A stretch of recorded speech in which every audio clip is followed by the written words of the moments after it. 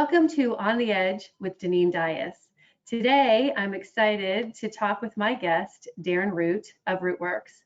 Darren, would you please introduce yourself? Well, thanks, Deneen. My name is Darren Root. Been a practicing CPA for maybe 35 years.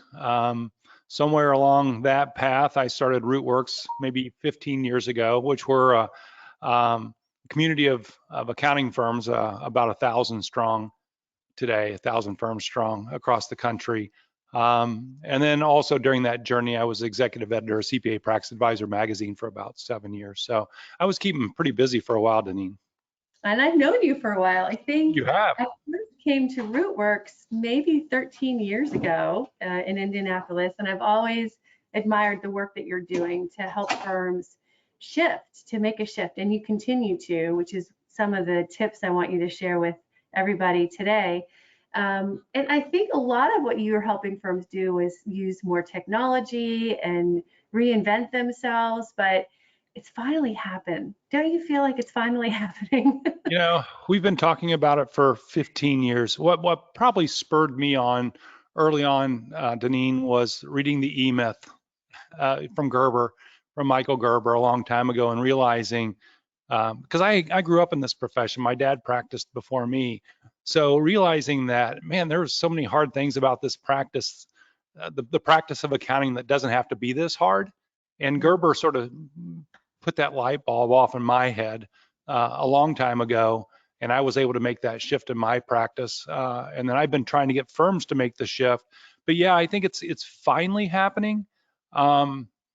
You know, the pandemic certainly put a bright spot on a lot of things, whether that's staffing or digitization or, all that working remotely, all that stuff. So yeah, I think it is shifting, Deneen. Yeah, well, and I've heard you speak everywhere through the years. In fact, I heard you speak this year, and you shared a story about how you were getting burnout in your practice, and every tax season you were just like, I hate this. And so, you share, I know you have a place in Sarasota, and you shared that you sat on the beach in Sarasota after another hellacious tax season, and you're like, something's got to change, right? Something really has to change. And so kind of, can you share your thoughts about how firms can make that shift to holistically start working with all of their clients, not just once a year during busy season? Yeah, so the pain I was feeling, which is probably the same pain that a lot of our listeners feel as well, is, the grind of busy season, and everybody that does tax knows what that is. And I think the epiphany I had, Deneen, was you didn't have to do a ton of tax to be successful. You could actually do this differently. So I worked really hard to figure out, and I'm trying to help firms figure out how to get away from doing too much tax. I'm not suggesting no tax, I'm just saying too much tax. But one of the ways you do that is by learning how to holistically serve every single client that you have. And what I mean by that is, right now, the normal process that I see in accounting firms, Deneen, is partner, somebody picks up a new client calls in, you kind of chuck them into the system, and then you go on to the next one, because you're grinding it out all the time. And so the client you just chucked in never gets really what I would say holistically served. So let me just give you an example. Let's just say that you pick up a new optometry practice. If you serve optometrists, you ought to know what a holistically served optometry practice looks like. Maybe it's the technology that they should be using. Maybe it's the way they should be paying their bills, whether they're leveraging, points on credit cards, whatever that is, retirement plan, health savings account, whatever holistic means, you can define that. And every time you pick up an optometry practice, you ought to be able to know what holistically serving that client looks like. And then what you do is you go back and you sort of look at where that optometry client is today, and you fill those gaps. And there's so much work in filling those gaps. And that's what we would call advisory work. In its purest form, it's moving clients with advice from point A to point B.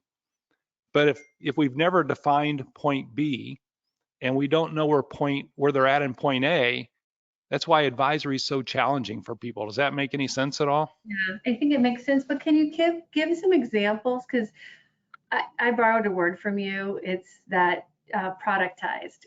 Firms, Yeah. because to me it sounds very vague, filling those gaps, right? And, Yeah. and firms don't really have a product that they have evolved or created to fill the gap. And so Mm. that's why you said a lot of times they give that business away. And so how can they start building out those services? Yeah, that is such a great point, Deneen.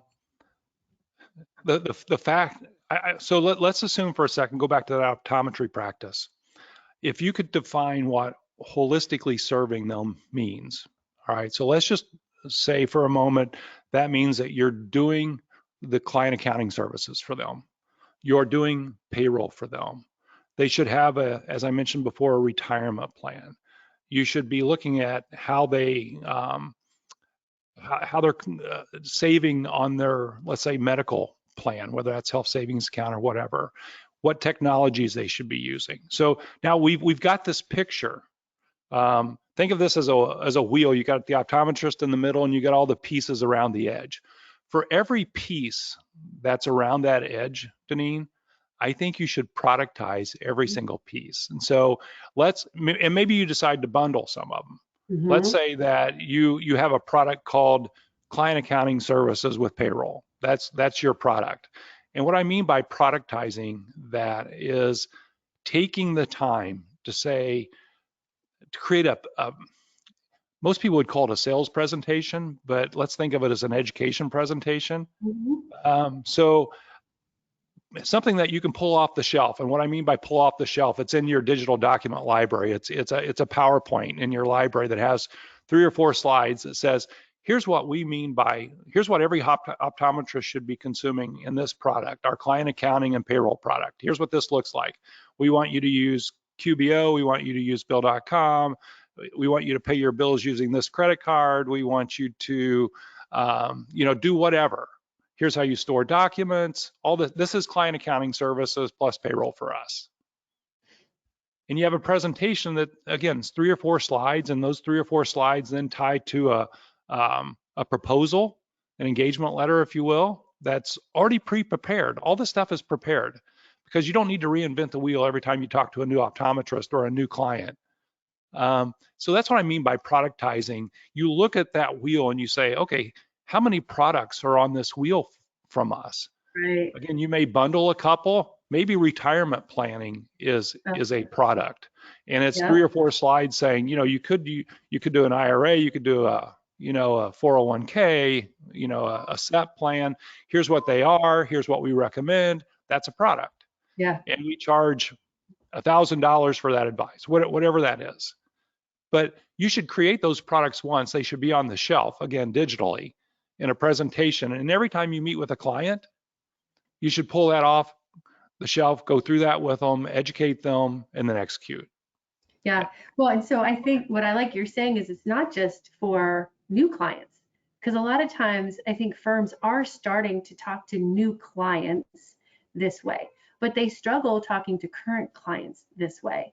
And there's an opportunity, to your point, like, to holistically start servicing these clients that they've been servicing for years in a new way. So in these meetings, saying, hey, listen, we noticed that you went, I don't know, from 10 employees to 20 employees and you're doing your payroll manually. Like, let us talk to you about ways that we can help you with that kind of growth. So I know you and I were going to chat a little bit more about this towards the Yeah. end, but I think now's a good time to interject this is we call the person who is filling those gaps, the difference between point A, where the client is at, and holistically serving them. We call the person that's responsible for filling those gaps, or at least identifying them, a smart client manager.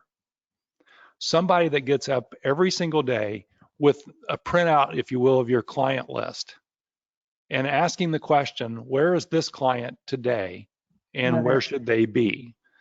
And they're identifying all of those gaps right? Again, think about that wheel. You got all your products Mhm. around that wheel for that optometry practice. Somebody gets up every day and says, oh, they don't have a retirement plan. You Mhm. go to the client manager and you say, we need to be talking to this client about a client manager. Somebody's responsible for making sure that happens in your practice for every client. We're Well, calling that a smart client manager. I love this. And I think, a lot of businesses have this. Why don't firms have this role? But it's a new role for firms, right? You know, I, I think a lot of really high-end hotels, Hmm. restaurants, people like that in the service industry Hmm. do a pretty good job of this because their customers are more one-off, and so their whole focus is, oh, Mm. Janine staying in a hotel, so we're going to serve her in this particular way, and you have people responsible for that. I think in the legal industry, and the accounting industry, and the medical profession, um, not so much. We've been so used to being reactionary. Yeah. In the medical profession, the doc waits till you call them because you have a cold. In our Yeah. space, we wait till somebody asks us for a tax return or, hey, can you do my payroll? And the same with the legal. So What we're true. talking about is flipping this on its head and being proactive. We want Right. our doctor to be proactive. We want our accountant to be proactive. We want our attorney to be proactive. Yeah. That's the shift that we're trying to make here. Yeah. Well, and I always have said it's the cloud that was the game changer because now firms have the client's data real time and being able to see that data instead of going in a month later to try to, put it all together. Now they're seeing it real time. So the power in being able to see that information allows them to be proactive instead of reactive. Yeah, it's such a great point, Denise. You and I have talked about that. I mean, data is the key here, Right. right? There's all this information that floats around your firm. Some of it is financial, maybe it's in QuickBooks. Some of it is technology data, like what tools are my clients using so I can get them using the right tools.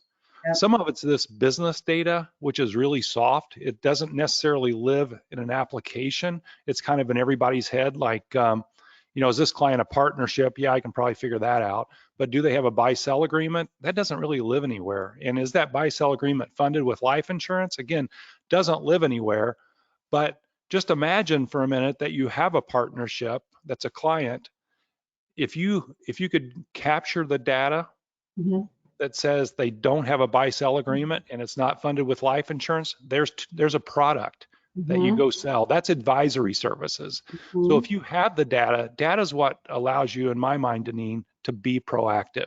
Without data, you have to Right. sit there and wait and be reactive. Right, right. But what you're saying is firms have access to that data, but how they can, I mean, what do you propose they do to start tracking those things that they've never really tracked in a database before? I think they have to get a data strategy. They have to understand that this data lives somewhere. Hmm. There's a number of ways that you can capture this Hmm. data. I would first ask the question, what data do you want to capture, Hmm. right? So if you just think about data, it's overwhelming. Hmm. Hmm. But if you think about holistically serving that optometry practice, how many data points do I need to capture? Let's say that there's 20. Whatever that wheel look like, Hmm. that's a Hmm. picture. And in order for us to holistically serve that client, we need to capture that data. Hmm. How would we go about capturing that? I mean, it could be as easy as a survey periodically, Deneen. Hey, just shooting you a survey to optometry client A. Do you have a retirement plan? Some of this stuff you already know as a firm, so you need to capture that. But Hmm. some of this stuff maybe you don't know, And and you need to ask the survey. client. But you have to get a data mindset of capturing this data, and I think that's what we would call smart client management is smartly capturing all this data so a smart client manager can execute on it. Well, and I want to transition now into tax season because I think this is the season to start capturing that data. Firms are going to be in front of all of their tax clients that they can start talking to about holistically serving. And so I know you've got about 4 different ways, ideas of ways firms can kind of start doing things now to prepare for that. Yeah, I would say that in order to start holistically serving clients, which is what our clients want from us, Mhm. we've got to create some bandwidth inside of our firms, because we're not going to all of a sudden create a whole bunch more time, and our clients are not going to be asking for a whole lot less stuff. So where are you going to find the time to actually start changing your practice or shifting to smart, to holistically serving them through smart client management? The way you do that is you start gaining time from tax season. Okay. And because that's what sucks the life out of firms. Yeah. We used to think tax season was, I don't know, 2.5, 3 months. Um, Today, tax season literally lasts until October 15th each Wow. year. It feels like. I mean, when we talk to a lot of firms, as do you, Hmm. and they stay pretty busy until October 15th. They can't really do anything. I mean, there's a couple of pockets in there where they can do something, but we have to do something about making tax season better so Hmm. firms can make some of these other shifts. And so to your question, we've identified 4 sort of key things that a firm can do to make tax season, I would just say, suck less. You know, Everybody says it sucks, so let's just make it suck a little bit less. The first thing I think that every firm should be doing right now is digitizing everything. Hmm. You know, Pre-pandemic, the normal accounting firm were getting tax documents in all kinds of different ways. Sometimes they were emailed, sometimes they were uploaded to portals, sometimes they were dropped off at your office. It was just kind of a mess of a way you captured information. Um, the pandemic showed us that every client was pliable, Hmm. right? And so why would we go back to the chaos that we had before when we can get clients to digitize everything? We Agreed. can we can stop talking about whether you should scan up front or in the middle or in the end. We should not be scanning at all is the answer to that. So, my first advice, Deneen, would be that a firm take and they lay out the 1040 process from the very first communication to the very last communication with that client. And what's that process in between there? And how Okay. can you take all the friction out of that? And one of the ways you can do that is by digitizing everything. It starts with digitizing the organizer, and that organizer being a smart organizer, meaning it looks at last year's tax return and only presents the right stuff.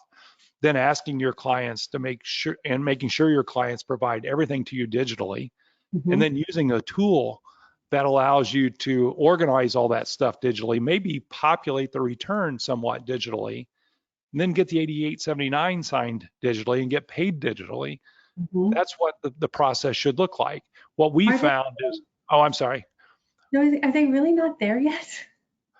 I mean, wouldn't you say, Um, what, 50% are there digitizing that whole process? Or what what do what you what I see? find, our firms have a handful, maybe more clients that will digitize everything, Wow. but they have a lot. Firms are so bad at leading clients Hmm. in the direction they know they should go, and I think it's because they're so busy, Deneen, Hmm. um, that they don't take the time to do this, Yeah. which we'll talk about that in a moment. But you've got to lead clients down this path. Otherwise, they're just going to do it the way they've always They've done always it, done it. Yeah. Yeah. right?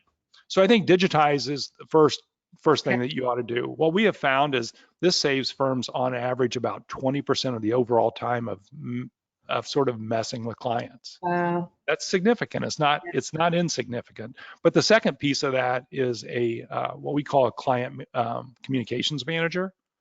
So Okay. in the normal firm, Deneen, what we see is communication to clients sort of happens among everybody.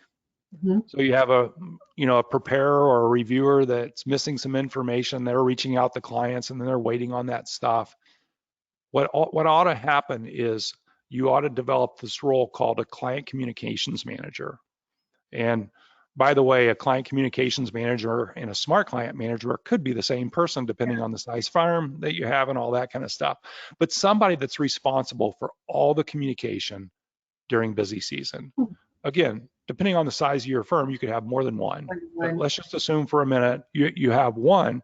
We're talking about the person who gets all the organizers out there, who answers all those questions that, I couldn't get to my organizer, that kind of stuff, who sets the expectation that everything's going to be collected digitally, who sets the expectation that every return is going to be signed digitally and that you're going to pay us digitally. Somebody needs to set all those expectations and train your client base. And when you take on a new client, you need to set that expectation. Right. So again, huge savings in time across the staff here, Deneen. If you digitize everything and you have somebody in your firm responsible for all the communication, now you're becoming more and more efficient. The third thing I would say, Deneen, is don't treat every tax return the same in your firm. We call it levels of tax returns. Okay. But if you have some experienced preparers in your firm, for instance, let's say you have somebody that's been working for you for, I don't know, 6 years and they know how to do a basic 1040. Identify all the basic 1040s you have in your practice. And why do you need to review those? Is that person not capable of getting that return in the office and out of the office with the help of the client communications manager, and do that more efficient so that the partner doesn't have every single tax return sitting on their desk to be reviewed? And most of them don't need to be reviewed. So Okay. levels of returns. Level 1, we would say, is a return that doesn't need to be reviewed. Level 2 return is a return that does need to be reviewed. And I think the one that I like the best, Deneen, is the level 3 return, which is the one that you shouldn't even be doing as a firm. There are those returns. There certainly were when, in my years of practice, returns that I had because I had a relationship, like a client accounting relationship with a orthopedic practice or something, but the owner's return got more complicated than I was capable of really doing. So I was spending all this time researching and trying to figure stuff out, during the busiest time of year. So Yeah. level 3 return for us is one that we outsource to a larger firm, a firm with different capabilities than ours, and then we just track that. So how does that conversation go? I mean, do they know you're outsourcing it? If how does that conversation go? 'Cause this is really hard for firms. So I just wanted to pick your brain on this. I know it's not easy to not say no, but to stop doing those level 3s. So in my case, Deneen, and I'm just going to use a real example. We had this orthopedic practice that had lots of partners in it, and we were doing all their client accounting. We're paying all their bills, doing their payroll, doing their corporate tax return, all things that were right in our wheelhouse. We were really good at. We had one of the partners who invested he was in this complicated hedge fund, and he had lots of different states because he was involved in a bunch of different partnerships. And I mean, it was just sucking the life out of our firm. So I went to that owner, and that doc, and I said, hey, we are going to leverage this firm in Indianapolis to help us with this return, because I want to make sure that we're not missing anything. His response to me is like, whatever you need, fine, whatever you need. No The problem. question for us was, do we sign the return or does the other firm sign the return? Again, it wasn't an issue because I was taking care of it for the doc. Right. You're still in charge. You're just doing, they don't care how you get it done. They're like, get it done. Yeah. If you went to a primary care doc and you had a heart issue, Right. you Exactly. wouldn't want him to say, nah, I don't think I'm going to send you to a heart specialist. Right. I mean, it just makes sense, right? Yep. All right. So So that's level 3. Was there a level? 3. The fourth one is really a simple one. By the way, all 4 of these you can get implemented before busy season. I realize, we're in the fall. Busy season's around the corner here. You can implement all of these. You can put a client communications manager in place. You can make sure that you have a process for digitizing everything and communicate that. And then, you can implement levels of tax returns. All that can be implemented before busy season. This last one absolutely can, and it will make you money. So the last one we call a notice protection plan. So, clients and firms don't like when there's tax notices that come back. And right now, states and the federal government are all sending more and more notices. So what this is all about is taking the cost risk away from the client. So let me Okay. give you an example. Let's say that we have a tax return that we charge $500 for. We would add a line to that return that says tax return $500. We would add another line that says notice protection plan, 20% of that number. Most firms we run across are 20 to 25% of that number. So let's say 20%. So we would add another $100 to that. Total tax return, $600. The $100 is if that client gets a tax notice, Like, yeah, it's covered. I it's like mean, an, think of it sort of like buying the insurance at Best Buy right, or something, right? It's right. very similar. So we put that on every client's bill, and our client communications manager communicates that to the client. And so the client has, in our model, the client has to opt out of doing Oh, that as opposed to opting in, right? Because if you ask somebody, hey, do you want the insurance on that TV? No. yeah, But if it's already there, they'd say, oh, you want me to take this off? It's already included in the price. smart. The answer, again, is no. So what we find, and we have hundreds of firms doing this, is that 80% of your clients will not opt out. They won't even, yeah. No. Wow. So, Wow. You so just got let's just another, do the math. Let's do the math on that, Deneen. So let's yeah, say that you have 600 tax clients at $500 a piece on average. So that's what, a $300,000 1040 practice. mm-hmm, You're going to charge a 20% premium. So that's another 60,000, right? mm-hmm, So $60,000 premium, 80% of your clients are going to take that. So I think that's $48,000. You haven't had to do anything more than you would normally do. And you right. just made an additional $48,000 in this example. We have So is, firms making hundreds wow. of thousands of dollars doing this. But the interesting question that you have to ask yourself here is, do I just want to keep working as hard as I'm working Yeah. and make $48,000 more? Or, if you think about it, at $500 per return, that 48,000 is what, 96 tax returns that you don't Wow. have to do to make the Yeah. same amount of money. So there's a question there. What do you do? So if I want to lighten the load, Yeah. get myself a little bit more space to start doing more holistic, client Right. service and building that revenue. Again, there's just 4 ways that you can implement these things before busy season. This is kind of what we do at Rootworks, is we help firms sort of manage better. Yeah. So what I love hearing from you is you have a plan, you have a structure, you have a process, right? That's the great thing, that's what the benefit of Rootworks. I think firms come to you, you have the PowerPoints, you have the digital We slides do. to share. You've thought this through, and that's the power of it. Because I think firms just, what they care about is their customer, and they're just doing the same, they're on the hamster wheel doing the same thing over and over and over again. You have to pause and start putting these new roles in place, these new procedures in place, these that can help them then, I think, also look at their client base and say, hey, let's look at our really good clients and make sure we're really starting to really take care of our really good clients. And then some of our not good clients, maybe we let them go so that our staff can breathe. They're not as stressed, right? And people aren't quitting. I mean, there's a whole ripple effect You from know, all of we believe your business model drives your culture. it. Mm, So when you think about that for a second, if you have a bad business model, you can be the nicest people in the whole world and throwing as many parties as you want to throw. But if your business model is bad, yeah. it creates chaos for your staff. An example of that would be if we do too many tax returns Mhm. for our company, whatever that number is, that's a business model problem. If we're not digitizing everything, that's a business model Yeah. problem. If they're not using the right technologies, and all of those things cause chaos and hurt your culture.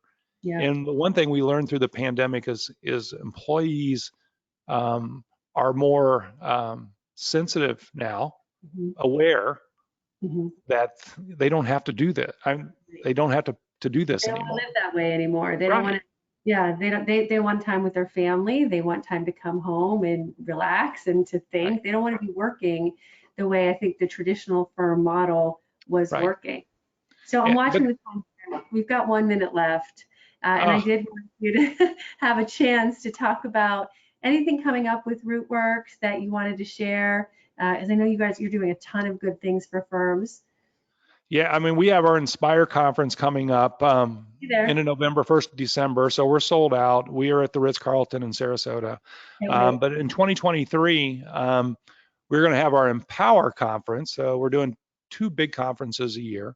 The Empower conference in 2023, and you guys can kind of watch our website for that, is going to be at the Gaylord in Denver. Oh, cool. And then our Inspire conference, the one that we're having this year, will be again in Sarasota next year, which you've been to a number of times, Deneen. Yep. Um, that'll be in November, December-ish again next year. And then we're doing modern firm workshops this year. And we're also going to do those at the Boulder Gaylord. And then we're doing them in Buckhead, I think at the St. Regis in Buckhead in Atlanta, Okay. essentially this So year. when I So found out this year, so this year is the first time you did that modern firm workshop. It's a 2 day yeah, workshop. And I was like, Darren, can I please come? I just want to come and be a fly on the wall. And I was blown away. There's so many things I learned that I took away. So I can't, I'm glad to hear, I'm sure they're a huge success this year. And I'm glad to hear you're doing it again next year. yeah, firms love to be in that small, more intimate Yeah. setting. I lead them. John Mitchell co-leads them with me from our team. He's more of the people culture guy, and I'm been running an accounting firm for a long time. So yeah, Yeah. they're a lot of Thank fun. you, Darren. We've got it. We're at time. Can you just, if anybody wants to learn more about Rootworks, where should they go? I would reach out, I think to Alex, Alex at rootworks.com. Alex happens to be my youngest son, but Alex would be a great place to start. Great.